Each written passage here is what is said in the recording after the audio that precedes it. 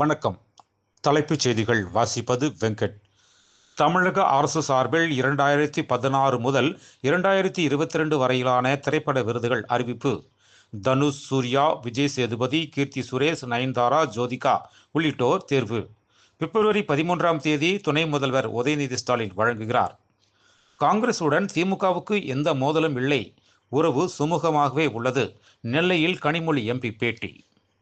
நந்தனம் அரசு கல்லூரியில் இளம்பெண் பாலியல் வன்கொடுமை, கேண்டீன் உரிமையாளர், மாஸ்டர் உட்பட 3 பேர் கைது.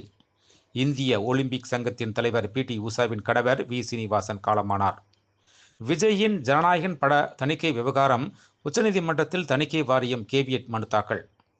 செய்தி சேகரிக்க சென்ற திருச்சி செய்தியாளர் கதிரவனை சுற்றி வளைத்து கனிம வள கொள்ளை கும்பல் தாக்குதல், தொலைக்காட்சி நிருபர் உட்பட 4 பேர் படுகாயங்களுடன் மீட்பு. கம்பரின் படைப்புகள் மீதான ஆய்வு ஆராய்ச்சிகளை அதிகரிக்க வேண்டியது நமது கடமையாகும். பாரதிய வித்யா பவன் சென்னை கேந்திரிய சார்பில் நடைபெற்ற விழாவில் ஆளுநர் RN ரவி பேச்சு. நெல்லை மாநகராட்சியில் காலை உணவை குப்பையில் வீசிய தூய்மை பணியாளர்கள் தரமற்ற முறையில் உணவு இருப்பதாக குப்பை தொட்டியில் வீசியதாக தெரிவித்தனர். தமிழ்நாட்டு மக்களுக்கு பாதுகாப்பு இல்லை, பிழைப்புக்காக தமிழ்நாட்டை நம்பி வந்தவர்களுக்கும் பாதுகாப்பு இல்லை. தமிழக வெற்றிக் கழக தலைவர் விஜய் கண்டனம்.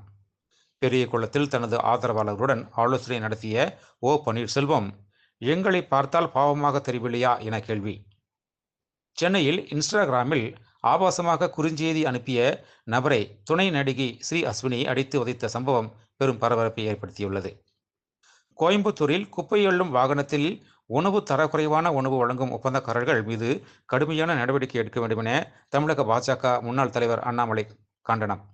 மேலும் விரிவான செய்திகளுக்கு அரசியல் ராஜ்யம் மின் இதழை படியுங்கள். நன்றி, வணக்கம்.